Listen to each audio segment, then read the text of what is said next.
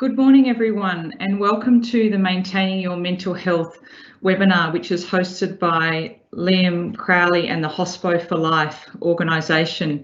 My name is Sharen Richens, and I'm greatly honoured to be bringing this webinar to you this morning to provide assistance and support to the hospitality industry, who I know are going through incredibly challenging times at the moment. We have had a few little technical issues in the background, and unfortunately Liam's video is unable to be playing at the same time. But I just have an introduction welcome message from Liam, which I would like to share with you. And Liam is in the background with this webinar. He's been working extremely hard behind the scenes, and particularly hard over the last couple of weeks to really reach out to the hospitality industry and provide wellbeing support and mental health support to people in this incredibly difficult time. And it was actually his energies and ideas that really came together to put this webinar on today. So I'm just going to read a message from him, a welcoming message. Welcome to everyone viewing today's mental health webinar, our first Hospo For Life webinar that is brought to you with our proud partners Altius Group, which is myself. Thank you for taking the time to jump on today's session. During the coronavirus, it has severely impacted the industry that we love, our businesses and jobs that have caused a lot of instability in our lives. And I think a lot of us could say this affected our mental health one way or another. In times like this, we really need to support one another, and all of us are in this together. I'm very proud to bring you all Hospo For Life.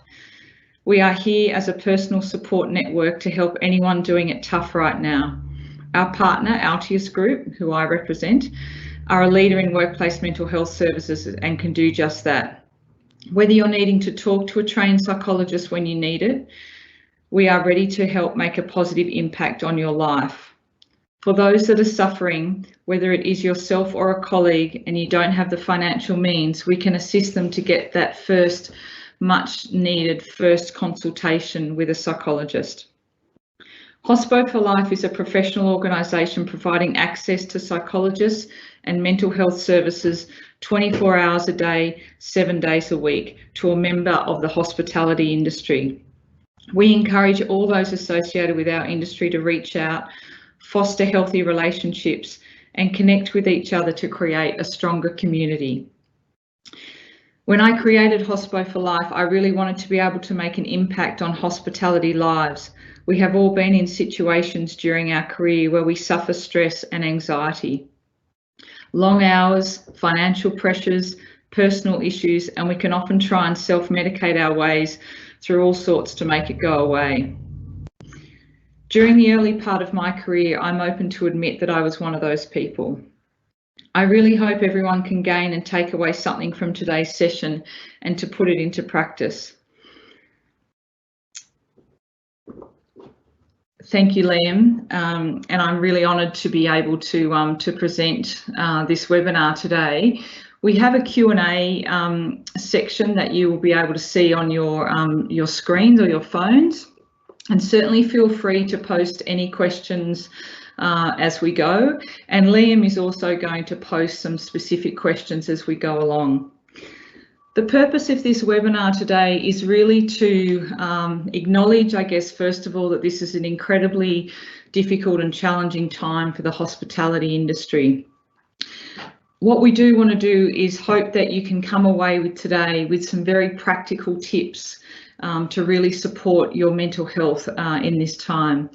It has been said many times over the last few weeks in the media, but it really is an important issue to recognise, is that this current health crisis that we are experiencing in Australia from the coronavirus and the impact that it's had on business and industry and really the whole way that we live our lives is really unprecedented times. And the reason that I do want to say that is that it's really important to be, I guess, kind to yourself in a time like this. If you are, going through some difficult times, that's really a normal response in a really unusual and unprecedented situation. So this webinar really is just about giving you some very practical tips and trying to bring it back to some practical things that you could implement today to really support your mental health and your well-being. So we're going to look at things like your habits, how they contribute to how you're feeling, to some of the challenges that you may be experiencing, and to help understand those a little bit more. And really just different things that can really impact on your overall well-being. Our well-being is really impacted by so many different things.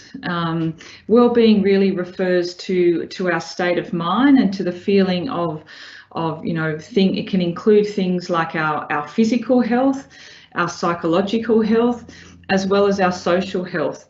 And all of those things are being incredibly challenged at the moment.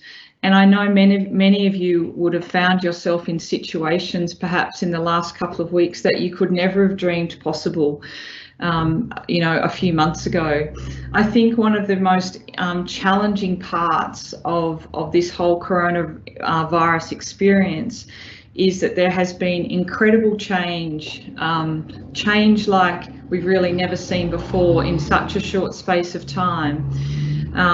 There's also the unknown factor. I think as humans, we can cope with difficult times. Some people cope better than others, but one of the things that helps us cope is knowing what the end point is. And at the moment, we don't exactly know what that end point is. We know that there will be an end point. We know that life will go back to, living with the freedoms that we've become very accustomed to, and the jobs and the way that we go about our day to day. But we don't really have a set end point at the moment, and that in itself can create a lot of concern, a lot of anxiety, a lot of stress. We're also in a situation at the moment where we're incredibly overloaded with information. And one of the things that can really impact on our well-being is this issue of digital connectedness. We're being connected, we're overloaded with information all the time. And one of the things to be aware of is just how much that the intensity of that information and the degree of, let's face it, there's not a lot of positivity that's being reported in the news and social media. It can get really overwhelming for our brains.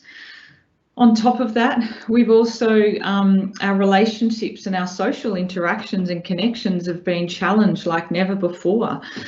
We don't have the freedoms to see our family and friends like we are used to. Some of you may well be in a situation where you're very isolated personally. Perhaps you live at home. Perhaps you've had to do very strict isolation because of you've recently travelled, or you've been in contact with people that have travelled, and that what we know from a well-being perspective is that we really need and we really thrive on social connectedness to give us joy and to give us happiness and to give us purpose in our life. So we're at a time where a lot of those things have changed really, really quickly. And so that understandably is having an impact on our well-being. And I think what's quite unique for those of you in the hospitality industry is that you are used to working in a very demanding job. You work long hours. You typically may not work a 9-to-5 kind of job. You may have very disrupted sleep routines. You may be in a role within hospitality, it's a role where you're on your feet, it's very physical. So it's a job that it's very both physically and mentally demanding. That's the nature of hospitality work. There's a lot of adrenaline that runs when you work in a hospitality. And so all those things have they've come to a bit of a stop very quickly. And it's understandable that our bodies might be kind of reeling to kind of cope with that, because it's a really big change, and it's really normal that you might be kind of feeling, I don't know, it's like a little bit out of kilt, like just kind of not quite right, because of all of this change that has happened very quickly in a very short space of time, really over the last kind of, 3 to 4 weeks. And for some of you, it may only be, the last 1 to 2 weeks. I want to explain to you, and this is a really important, I guess it's a concept, but it's really to help you understand your own mental health and well-being. So the thing that's really important about mental health is to understand that it's not a fixed, static way of being. So the way we feel, our mental health on a day-to-day, really can change. It can change day to day. It could change week to week. It could even change within a day. And that's a really normal thing. What we know is that when we are feeling well within ourselves, when our mood is good, when our mood is stable, when we have the ability to make good, clear decisions, we have the ability to interact well with our family, they're all things where we're functioning at the good end of mental health, up this green end of the arrow. It's quite normal that we might not feel 10 out of 10 every day. Feeling 10 out of 10 every day in terms of your mental health is not really normal. It's normal to kind of fluctuate across mood a little bit. As we move more into the orange sort of area of the spectrum, that is when we might, we might feel a bit grumpy, or might feel a bit down, or something might sort of tick us off, but we're able to bounce back. So the movement between kind of the orange zones and the green zones is a normal functioning within everyday life. What we need to be aware of is if we start spending too much time down the red zone is when our mental health really impacts on our ability to function every day. So perhaps you have the type of things could be you just, have very low mood and don't feel like getting out of bed, or have very low mood and you lose your appetite. Again, some of those symptoms can be in this sort of orange area as well. But when those signs and symptoms start to have a very severe impact on our everyday functioning, that's when it's more of a concern. So this little sort of colour spectrum is a great way for you to think about, well, where am I on a daily level? Where am I today? Where's my mood today? And if we're finding that we're spending lots of time down in the kind of the deep orange and the red end, that can be perhaps a sign that getting some professional help, whether that be through a GP or consulting with a psychologist, could be really important. And it's also that ability to kind of bounce back. So yes, we all might have days where we really feel like, everything's getting on top of us. But if you're able to pull yourself back into that kind of green zone, again, that's kind of quite normal, but it's spending too much time down in that red zone where you're really not functioning in everyday life that is of great concern, and it's a reason that you might need to seek help. So some of the signs and symptoms of mental illness. One of the things about this sort of terminology about mental illness is that you can be mentally unwell and even have a diagnosis or something like that, but it doesn't mean that you are not functioning. So some people live with some of these things and they still function quite well. What's really important is it's the degree of change. So if change happens significantly to you in any of these sorts of signs of mental illness, that can be a reason as to where you may need to seek help, again, from a psychologist or a GP.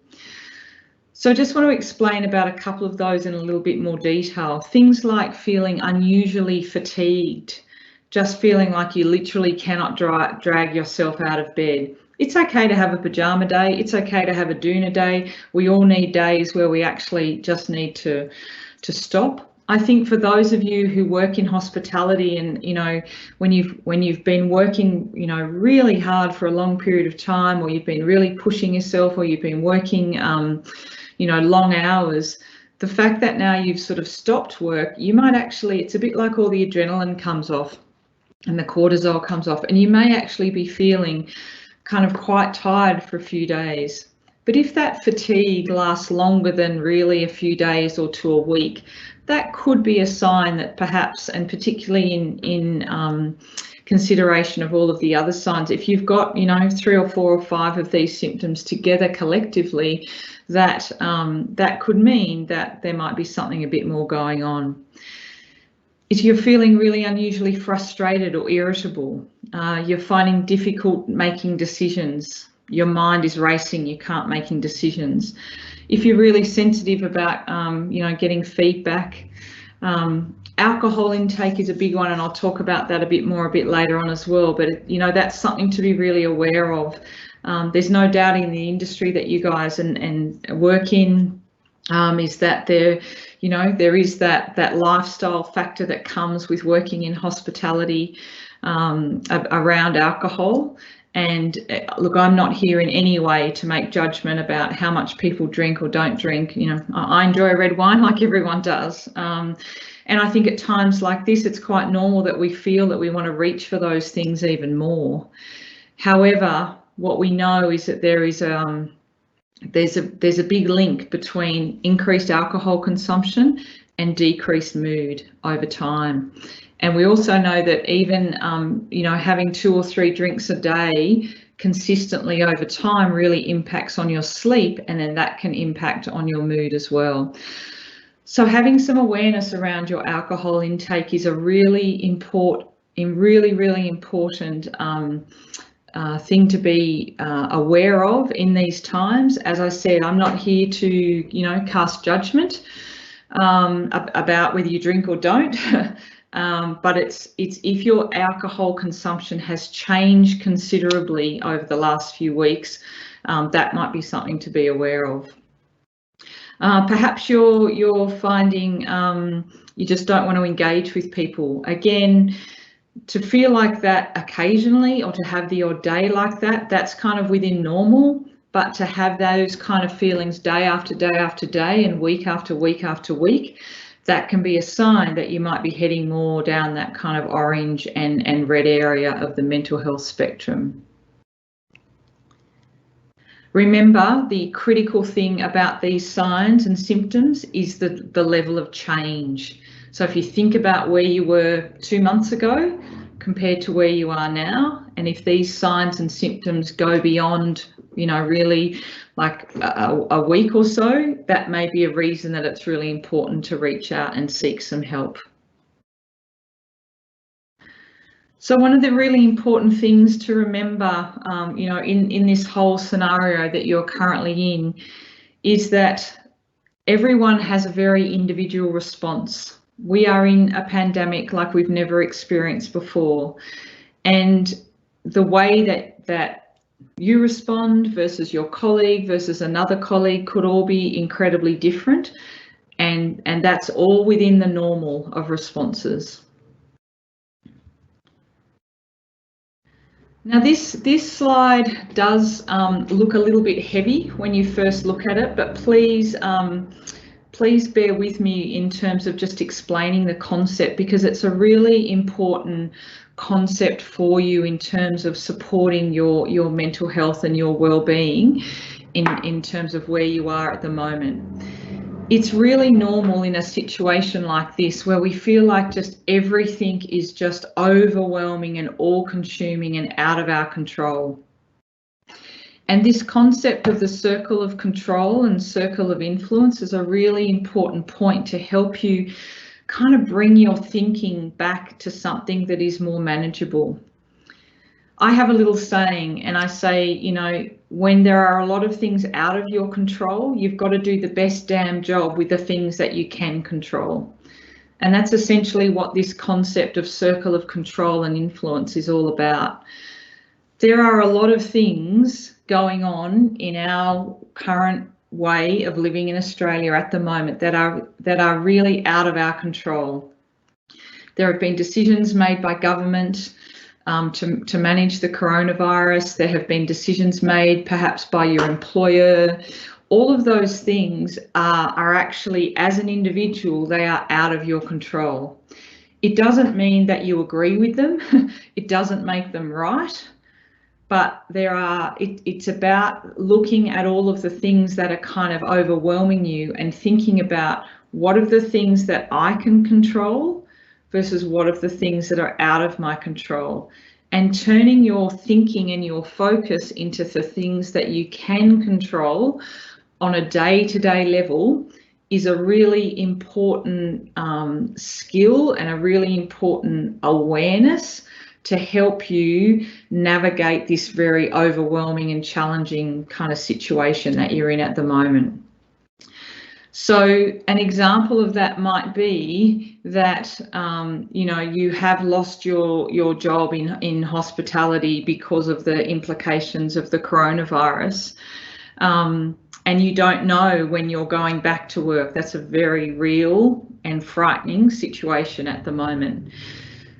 The bit that you can control, one of the examples of that, the bit that you've got control over, is to go, okay, well, what I'm going to tackle this week, or I'm going to tackle over the next couple of days, is find out through Centrelink what financial things that I am that I'm now able to access because of my situation, and then making decisions around that particular amount of money. And again, I'm not in any way don't want to be frivolous about the seriousness of those sorts of problems. I know they're incredibly distressing. They can be incredibly overwhelming. So I'm not in any way, minimizing the seriousness of an example like this, but it's about then going, okay, well, I've got X amount of money. How am I going to, what decisions can I make with that?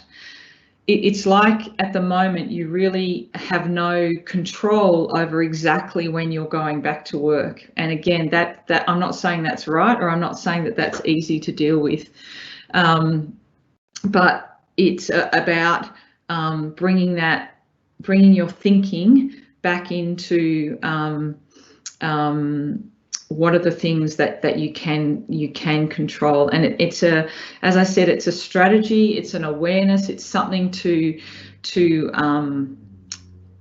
building some awareness around that can really sort of help you deal with this situation.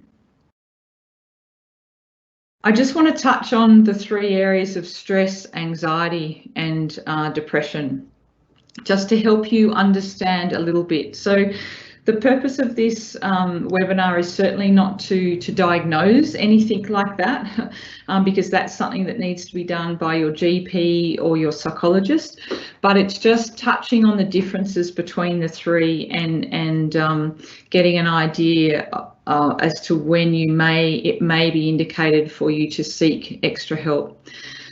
So the thing about stress is that stress is actually quite a normal experience that we can that we experience. So stress is one of those things that can actually improve our ability to function.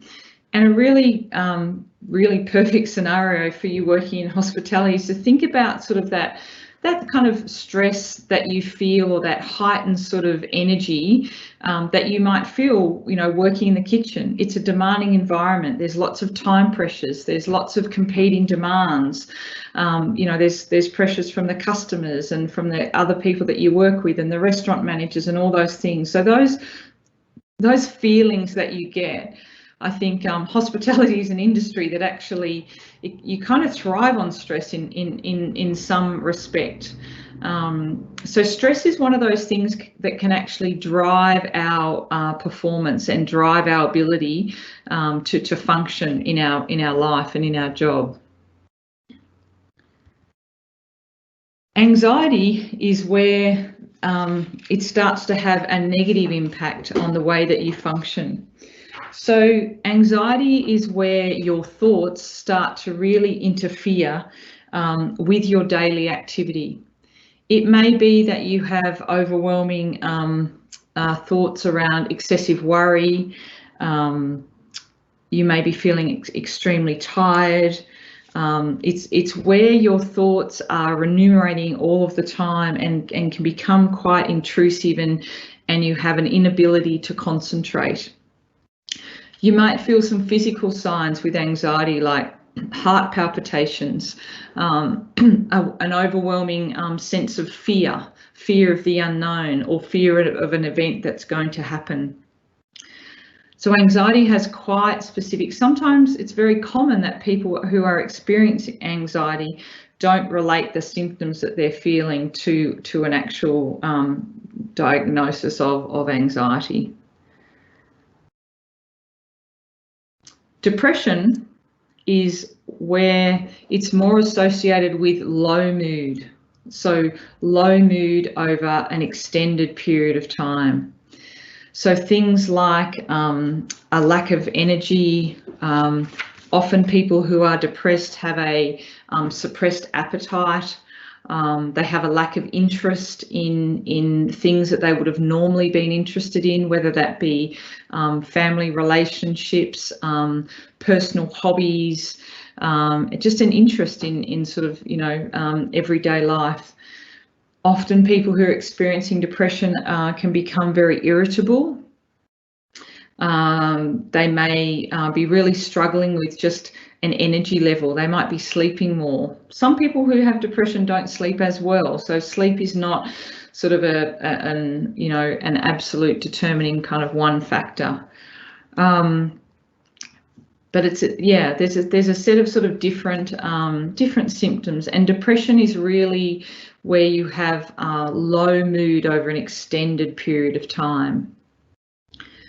If in listening to any of these explanations you start to think, oh, I wonder if that's me, that is where it can be really helpful to seek the guidance, or to seek the advice of someone like a clinical psychologist or a doctor to help you navigate and understand what's actually going on for you at the moment. I do want to touch on suicide. I think there's no doubt we need to acknowledge that suicide is a really awkward and difficult conversation, but it is a conversation that we need to have at very difficult times like this. There are some really fantastic resources like Lifeline who are available for immediate counselling services if you feel like you are at risk of suicide yourself, or you are very worried about a family member or a colleague. If you have any concerns about suicide risk, it is not something that you should sit and contemplate and think about. It's a situation where you need to get immediate help from a professional, whether that be calling police, ambulance, Lifeline, something like that. I have put up there just a list of warning signs and also some of the risk factors. And I think, if you think about the current situation, again, it's a difficult and awkward conversation to have, but it's an important one that we recognise the seriousness of personal situations that people may be having. And we need to be aware. We need to be aware of our family members. We need to be aware of our colleagues. And we need to reach out to people if they are experiencing extreme problems with managing their mental health and managing their mood. Okay, so what I want to move on to now is really some more practical kind of tips and insights as to, well, how do you manage your well-being in such a kind of a tricky time? What are some of the really practical tips and strategies that you can start implementing that are really going to have a positive impact on your well-being? One of the really I guess such critical kind of takeaways, if there was something that you could take away from this presentation, it's about understanding the connection between your body and your mind. To really help your mind in a situation like this, it's understanding the connection that our body has with our mind. And if we use our body, that can really help with our mind. And I'll keep coming back to this point and give you some really practical examples around that. One of the really important aspects of managing mental health is actually ensuring that you have movement or activity in your everyday. Again, if you think about in the hospitality industry, you are really used to being very physically active. You're on your feet for long periods of time. You're walking, you're lifting, potentially, depending on what role you have in hospitality, but you're used to being very active. And one of the things that is, I guess, kind of an unfortunate consequence that's happening as a part of this coronavirus and people being more confined to their home and people being more socially isolated is that a lot of people are talking to me about how they're just not getting enough movement.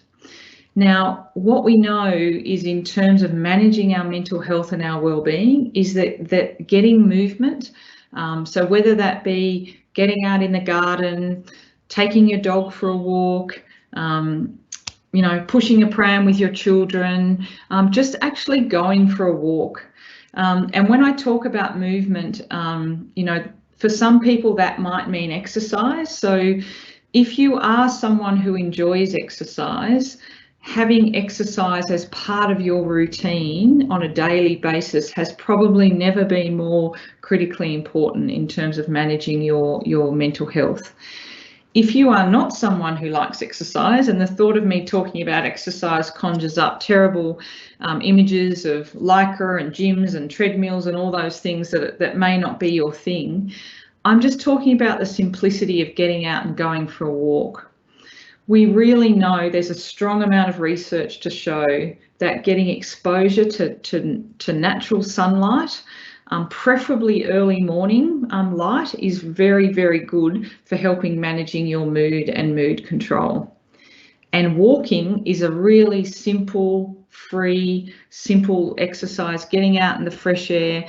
And I really, I feel very strongly that, you know, walking is sort of one of these things that people, it's so simple that people think they underestimate how important it could be for your mental health and what a positive impact it can actually have. So I would really encourage you to be walking and getting outside for at least 30 minutes a day. At the moment, we can absolutely do that within the government, you know, regulations and restrictions. You are allowed to go outside to exercise. We know that the gyms are closed, we know that public spaces are closed, but to actually go for a walk can be a really great thing. If you're not someone who loves exercise, or you're perhaps in a headspace where the concept or the thought of that is just so incredibly overwhelming, I would suggest to you having some strategies like perhaps you organise to go for a walk with a friend and a friend walks at the same time somewhere else, and you both talk on the phone. So it's like a catch up with a friend and a walk at the same time. I actually did that myself the other day with a friend that I hadn't chatted too much over the last couple of weeks. I was really missing her company. She was a great friend. And we organised, we went, right, let's both walk on Wednesday morning at 7 o'clock and I'll call you. And we walked and talked. So I got my exercise and I got my social connection with my friend for that day. And I honestly came back thinking, I just feel so much better. I feel so much more energised. So having movement in your day is such an important thing. When you're not working, when you're at home, there's no doubt that we sit around more. You know, we watch Netflix, we're on social media, we're watching the news. That's understandable at the moment, particularly if you are someone who is not working at all. So even more so, just having awareness around the importance of getting outside, some fresh air, going for a walk can be really, really helpful. Okay, next tip is the importance of staying connected with your work and friends. So as I've touched on there, you know, perhaps it's going for a lunchtime walk and a talk with a friend. So, you know, it could be morning, it could be lunchtime, but actually, you know, pausing in the middle of the day and getting outside for another sort of 10 minutes at lunchtime can also have a really positive impact on your mental health. Staying connected with your maybe their ex-work colleagues, is can be very important at a time like this. There is no doubt that those that are experiencing the same experience, or those that are in a similar situation to yourself, you are going to naturally feel more empathetic towards someone who is, you might sort of be thinking, well, it's all right for you, Sharen, you're not working in hospitality. And yes, I would, think that I have a lot of empathy for your situation. It would be normal to think, well, you don't really get it because you're not working in hospitality. And so that importance of connecting with like-minded colleagues or ex-colleagues and friends, both within and without hospitality. I would also really encourage you, in terms of supporting your mental health and well-being, to make sure that you are talking to a friend or friends who are outside your hospitality sphere as well, because it just can help bring different conversation, different perspectives, and keeping contact with those friends is really, really important. Using things like video link, FaceTime, House Party, Zoom, team calls. There is a plethora of video-based applications that we can use. It can feel incredibly isolating when you are at home all the time, not seeing people, and so there is a real connectedness that you can achieve, or you can obtain by seeing people's faces on video. So it's like a balance between, sometimes you might want to just talk on the phone to connect with a friend, but sometimes it's actually seeing that friend's face, and feeling that connectedness in that way is really important for supporting your mental health and well-being. Okay, I'm just going to talk a little bit about the importance of sleep. And sleep, I think, is one of those things like walking. It's so simple and it's so everyday that we forget about how important it is.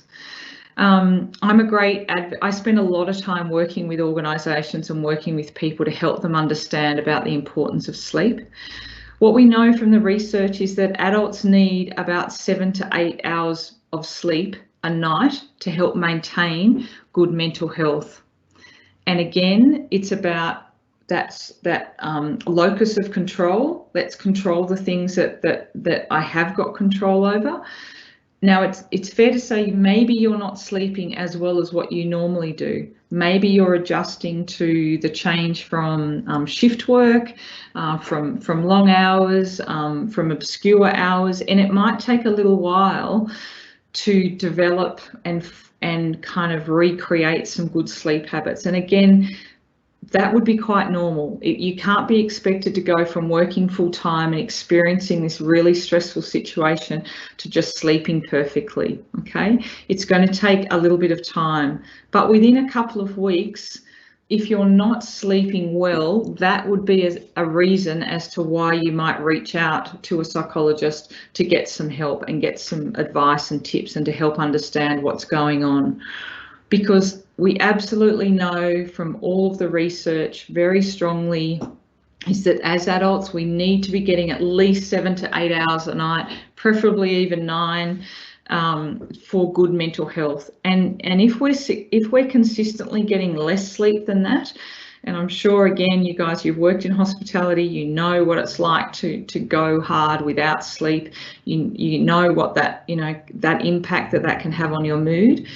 We know absolutely that having less than 6 hours a night is really bad for mood. So that is something to be very aware of. As I said, it's normal with all of the change, that it might take a little bit of time, but it's something I would really encourage you to really work on, is that simplicity of developing some good sleep habits and good sleep hygiene. So that might be things like ensuring that you're going to bed at the same time every night, or you're getting up at the same time every morning, so that you're developing those routines. And our bodies respond really well to routine, and we need routine and structure because they're the things they're our locus of control. They're the things that we can control at the moment. Being very conscious of getting off your devices at night. It kind of nearly sounds a bit cheesy, and I don't want to sound like someone who's not, who's, like 70, like get off your device. However, it's really, we know that being on our devices at night and leading up to bedtime can have a significant impact as to the quality of sleep that you get. So sleep's about quality. So that's how deep you sleep, and quantity, how many hours you sleep for. So those two things are really important. And I would really encourage you to try, if you this is a bit of a foreign concept, or you think, oh, well, I'm on my laptop and I'm on my phone right up until I go to bed, Sharon, and I sleep fine. But I would really encourage you to try setting an alarm. So decide what time it is that you aim to go to bed. So let's just say that's 10:30. Set an alarm on your phone at 9:30, and that is your basically alarm or your cue to remind yourself to get off your devices, get off your laptop, get off your phone, get off your social media, preferably low light. Reading a book is okay. People often ask me, is reading a Kindle okay? Getting off, it's that blue light that we get from all of our devices that plays havoc with our hormones that impact on our sleep. And if you have that break, at least half an hour break, preferably an hour, it can make a really big difference to how well and how easily you get into that deep sleep. So again, I would go back to saying these are the things that you can control. You can trial this. You may not be sleeping well at the moment. Perhaps you're not sleeping well because your anxiety levels are higher. You're worried, you're feeling overwhelmed, you've got big financial pressures, all of those things. You will need to be making some good decisions. But that is, that decision-making ability will be so much better if you are sleeping well. Okay, someone's just asked me, could they pop in and ask a question? And if you'd like to type that in, I'm very happy to answer that at the moment if it fits in. And I certainly will have time for questions at the end as well. Okay, so my next point is being aware of your vices. So as I touched on before, I'm not here to judge, to make judgment about how much you drink and whether you take drugs or not take drugs. What I want to, I guess, encourage you to have awareness and to think about, and it's not only about the now, but it's over the next kind of few weeks and months as well, as this kind of pandemic continues to go. It's around having awareness about how am I using alcohol or maybe drugs to manage my mood. Now I can, for example, my own little personal example is that last week I found myself, there was so much change happening. It was all really full on. And I was just, I think it was on the Monday night, I was like, oh God, I'm just going to have a glass of wine at 5:30. And so I had a couple of glasses of wine on Monday night. And then I did the same on Tuesday night. And then I did the same on Wednesday night. And then I did the same on Thursday night. And I got through the week and I was like, oh my God, I never drink during the week usually. I love having my wine and great food on the weekends, Friday, Saturday, Sunday. But that's kind of just one of my little rules for myself. And all of a sudden I'd gone, oh my goodness, I've actually had wine every night this week. Now, I know a lot of people are saying, well, of course we're going to feel like drinking at a time like this. And again, I'm not passing judgment about that. I just want to encourage you to be aware that those sorts of things can really have a negative impact on your mood. If you are drinking regularly, you can try it. You know what it's like. If you drink, you tend to don't sleep as well. And there's actually real physiological reasons as to why that happens. the way that we process alcohol in the middle of the night, the dehydration, all of those things have a physiological impact on our body, and it impacts on how deeply we sleep. So again, it's coming back to, have my habits significantly changed over the last few weeks? And it's something to be aware of, because if you're relying on alcohol to kind of control your mood, to block out stuff, to just kind of make you feel happy, that could be a reason to actually get the help of a psychologist. So again, it's that change in behaviours to be aware of. It's an incredibly difficult time. It's an incredible stressful time. It's easily understandable that you would want to reach out to having extra drinks at the moment. Totally understandable. But again, it's about having awareness as to how that's going to impact on your mental health. Another thing to work on in terms of supporting your mental health is to think about, well, what does this new opportunity bring? What does this time away from work? And again, I say that respectfully. I know that a lot of you are in situations that you don't want to be in. So I'm not at all being, dismissive about that, or, disrespectful of the enormity. However, you are now in a situation where perhaps you're not working for the next few months. So what could you do with that time? And having some thinking around that. Perhaps it's time to learn a new skill or learn a new hobby. Perhaps it's time, I think in hospitality, it's commonly, and Liam and we've talked about this quite a few times, that it's an all-consuming kind of industry to work in. It can be difficult to have skills and hobbies because your passion is food and your passion is the industry, and that a lot of people actually don't have the headspace or have the time or the inclination to do other skills and hobbies because they're just so passionate. They're working in their passion. They love what they do. And what a wonderful thing that is, to be working in a job that you really love. However, at this time, you might now be feeling like really lost. Well, who am I without that sort of hospitality identity? So, thinking about, well, is there some new skills or some hobbies or something I've always wanted to do, or something that I did 10 years ago that I've stopped doing? Maybe this is an opportunity to do some more training, whether that be within hospitality or external to hospitality. I know TAFE have come out this week, and they're offering free retraining courses. That could be something to really look into in terms of, well, that might bring some structure to part of your day, and it might be something that you're interested in. You could set yourself a goal in terms of something to work towards. Perhaps this opportunity is a time to work on a personal health goal. Perhaps you do want to start. You've always sort of, you want to run 5Ks and you've never been able to do that before. Now's a time where you could start. There are lots of fantastic apps about Couch to 5Ks that talk you through that. Perhaps your health goal might be to improve your sleep routine, as we touched on before. Hospitality hours bring a lot of challenges for people to manage their sleep routine. Perhaps it's a time where you can, really work on your personal and family relationships. And again, Leon and I have talked about this as well. He's actually having all this time with his family. And I think a lot of us are experiencing that, whether you're in hospitality or not.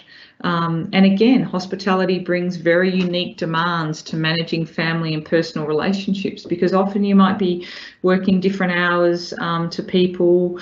You're sleeping while they're awake, or you've always worked a lot of weekends, which has impacted on your personal time, all of those sorts of things. I've just put a little acronym in here. So obviously I've been talking a lot about what you can do for yourself. I just want to touch on a little bit about the importance of also reaching out and helping others that may not have, that may be struggling. And this is a great little acronym to be aware of, Alec. So Alec stands for Ask, Listen, Encourage and Check In.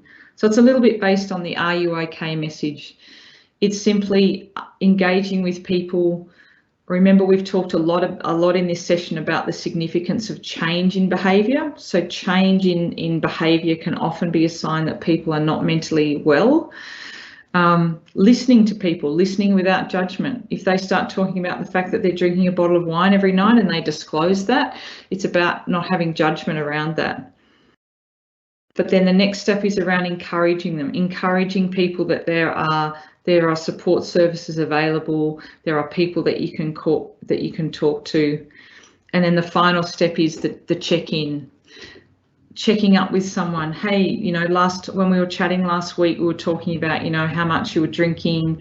You know, have you reached out to the GP at the moment, or have you talked to the psychologist? Have you made contact with Liam to find out, you know, who you could talk to? So it's that check-in and that follow-up can really help people when they're feeling very isolated and overwhelmed. So that's just a really great little Alec, great little thing to kind of keep in your brain as a takeaway, to think about, are there other people in your life or other people within the hospitality industry that you know of that are struggling? And I would encourage you to reach out to them. Most people, when it comes to supporting people with mental illness, they don't say the wrong thing. Most people say nothing because they're too frightened to say the wrong thing. So I'm just going to say that again because it's a really important kind of takeaway. Most people don't say the wrong thing when they're reaching out to people. People want to, if they know that someone's thinking about them or they know that someone's noticed a change, that in itself can send them a strong message of support.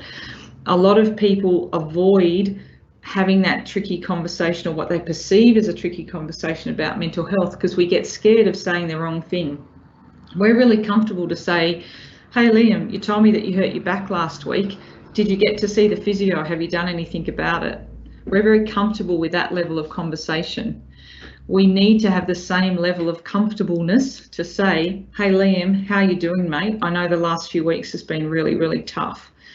When we talked last week, you were telling me that you weren't sleeping really well. How are you going this week?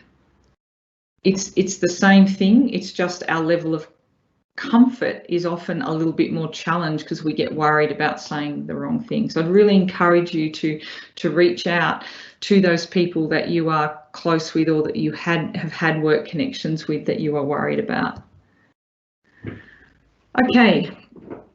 So we've talked a lot about different habits and different tips. I just want for you now to sort of spend a moment thinking about, you know, the different tips and strategies that may have come up for you in this session.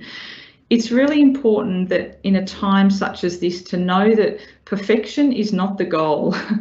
In a time of incredible change and incredible stress, it is unreasonable and unfair for you to put an expectation on yourself that you should be getting it all right at the moment. It's just not. So it's thinking about accepting this very difficult situation that you didn't choose to be in, thinking about the things that you perhaps can control, thinking about your current habits that you have without judgment, and identifying. What I really would encourage you to now do is to just spend a moment thinking about what's a habit, what's a takeaway from this webinar that you can do to think about what is something I'm going to either have awareness around, I'm going to focus on, and I'm going to work on improving that particular habit. You might like to pop up your message in the Q&A. You might like to make yourself accountable by texting your habit to a family member or a work colleague. You could also write it down. I'd encourage you to write it down on like a sticky note or a bit of paper and, you know, put it on the bathroom mirror. You could take a photograph of it and make it your screensaver for the next couple of weeks so that it helps jog your memory around this particular webinar. But thinking about I would encourage you 1 to 2 habits and definitely not more than 3.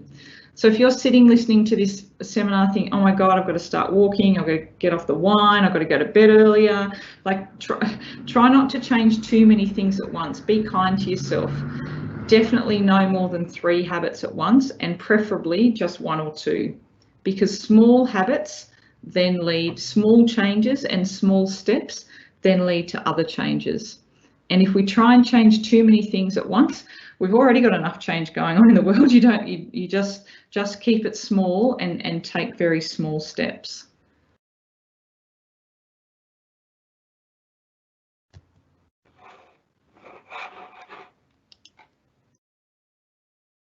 So I'm just going to summarise some of the key points, and then we're going to open up to a Q&A, and I think we may have been able to work out how to get Liam on the call, which would be fantastic. So remembering to use your body to help your mind. Move your body, get some movement happening, because it will really help you with managing your mood, using up some of that energy, and just generally making a big difference to your overall well-being. Another key takeaway is that reactions to upsetting events are really normal. It's really normal to be feeling not okay at the moment. Take small steps in these really difficult times, and you will move forward with small steps of the things that you can control. Okay, I'm just going to pause there for some questions, and I've got the Q&A here in front of me, which I'm just going to refer to. So someone has asked, you've mentioned that some may need to reach out to a psychologist. Are there services for international students who do not get Medicare can access? So someone's asked me about international students accessing psychologists. Can I ask whoever's written that message that if you reach out to Liam at Hospo For Life, and we will find out some more information about that in terms of what services you can access, and we'll certainly do what we can to at least put you in contact with a psychologist for an initial session, and certainly work out what we can do for any sort of follow-up sessions as well. Okay, just having a look at the other questions. So please feel free to jump in and post a question if you have one. I won't reveal any names, and most of the questions are coming up as anonymous.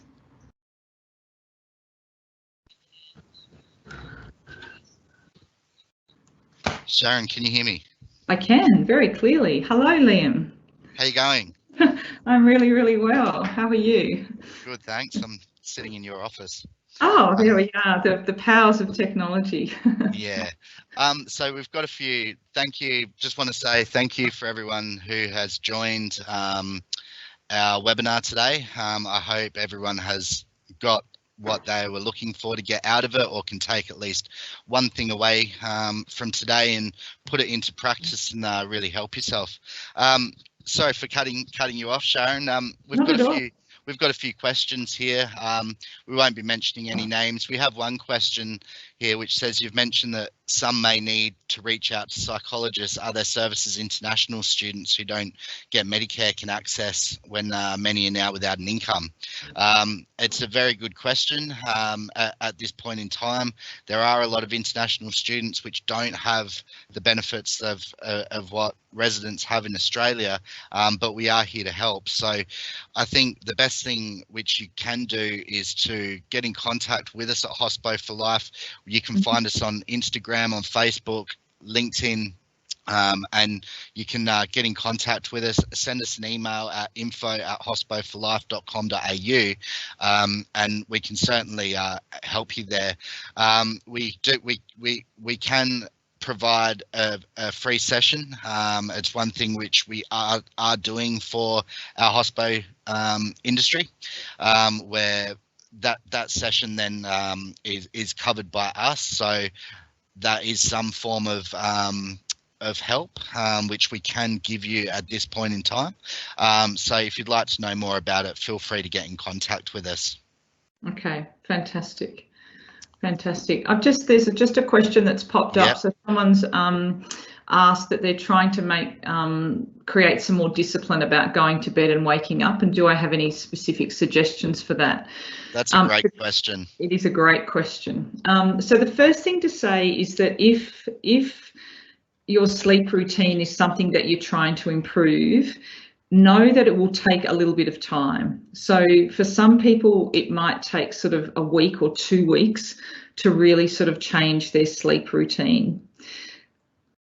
One of the most important things that you can do to help create a good sleep routine is to have your discipline around what time you go to bed and what time you get up in the morning, and to actually get up in the morning even when you feel very tired and very exhausted, because doing that like basically just over a couple of days starts to reset your brain and starts to reset the hormones that we have in our body to regulate our sleep. So if you think about that information that I shared, that we should be aiming for at least 7 to 8 hours a night, you could make that 9 hours. So work out what time you want to go to bed, about 10 o'clock. As I suggested, set your alarm perhaps for 9 o'clock to switch off all of your devices. Give yourself that time off the devices. Low lighting really helps. It starts to tell your brain. It's kind of like what we did to children. It's like sending them that message that it's ready for bed, and then setting your alarm in the morning for your wake up time, whether that's 6:30, 7:30, whatever works for you. And then even if you're very tired, actually getting up. And then the other critical piece to it is not having a sleep during the day. So if you are really, really tired, go for a walk, phone a friend, watch a movie, as long as you don't fall asleep in front of the telly. But just that for a few days will start to reset the hormones that regulate your sleep and can make a massive difference to your sleep. Part of the challenge will depend on how long you haven't been sleeping well. So if you've been a shift worker or been working kind of abnormal hours for many, many years, it might take 2 or 3 weeks to start to create some good sleep habits. If you've only been off the tracks for say 6 months, usually you can change that sleep pattern within a few days. So it's just being mindful of what your individual situation is. And I think another good point as well. I know personally, since we haven't been as busy as what we have been, because we lost all of our catering business in 72 hours a few weeks ago. It went down really, really quickly. So we're all in the same position. The first week was really, really hard to get those habits going. But I think the earlier you can wake up each day and still get yourself into that routine, do some exercise, go for a walk, get out and about amongst the fresh air. I have been finding myself that I've been a lot clearer in the head during the day, but at the end of the day, I can actually go to sleep. And I'm going to bed a lot earlier than what I normally am, and waking up early. So it's and I'm getting good sleep, like really solid. So I think that's another good thing that everyone can do. We're so used to being on our feet for long hours during the day, so from then just going to sitting and doing nothing, it is going to mess with all of our habits and all of those things. So I think by starting small and working your way up to that, I think it's a great thing. Plus, sort of keeps you in a semi-routine still from what you're used to. Absolutely, yeah, absolutely. Someone's just asked a question: who can I call to talk to if I'm having a dark moment? And I'm just going to move on to the next slide. So there are a couple of options. I put up the Lifeline number, so that is important if you feel very critical about where that you're at and you feel a sense of desperation for someone to talk to. So that's a 24-hour number. If you are feeling more, sort of you're aware that you're not coping as well, or that your mood has been low for some time and that you want to sort of seek some help, contact Liam through the info@hospoforlife.com.au email address. I can vouch for it. He's on that all the time, keeping there to support people, and he has the means to be able to make an appointment with you to have that initial consultation with a psychologist. Is there anything you want to add to that, Liam, to that question? Yeah, so just for everyone on the webinar, for those sessions as well, and why we really did this to make it easy for people, and I guess it makes it a lot easier now. We don't actually have to go into an office to see someone right now. We can do it over the phone. We can do it via Skype if you're looking for that one-on-one interaction, and so there are a lot of ways which we can put you in touch with that psychologist straight away, and get you going. We do provide extended free sessions after that, which are by Medicare. We're very lucky at the moment. We've got telehealth, so another avenue which we don't actually have to go to actually see a doctor. We can do everything online and get a referral, and that referral can go through and we can give you an additional 6 sessions, which is quite a lot to really get you started and really keep you going. So as I say, if anybody needs to reach out, you can reach out to us any time of day or night, and we're there to support you. Thanks, Liam. Okay, so I think that's all the questions. Is there any other questions that you've got, Liam, or any other points just in closing before we wrap up? No, I think I think you've done a really good job today, Sharen. Really appreciate it. And for everyone that's listening, do the right thing. Don't feel that you're strong enough to, really go about it alone. You don't need to feel shy about speaking up about how you feel. And it's something that a lot of us in the industry, we've kept a lot of things to ourselves for years. And, it does put us into a dark place. I can vouch for that, been there, done it. So, look after yourselves, do the right thing. And if you need to speak up, talk to somebody, contact someone, give someone a quick call, whether it's 5 minutes, and go, I need to talk to somebody, and don't bottle things up either. So that's what I can sort of share to that.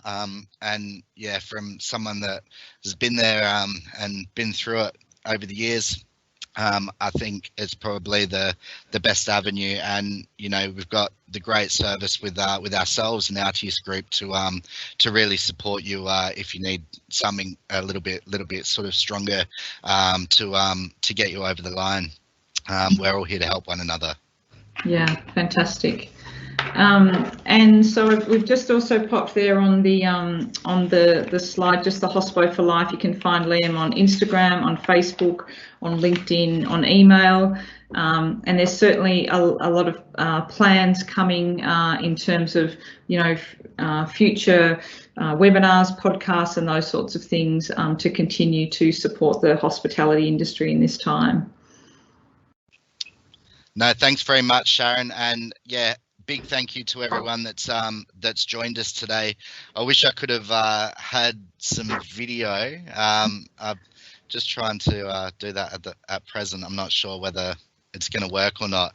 What I'll do is I'll close up with you, Sharen, and yeah, thanks very much for supporting us today. My pleasure. And if there's any questions anyone has, you can reach me through Liam at that info at Hospo For Life, and we're happy to help in any way we can.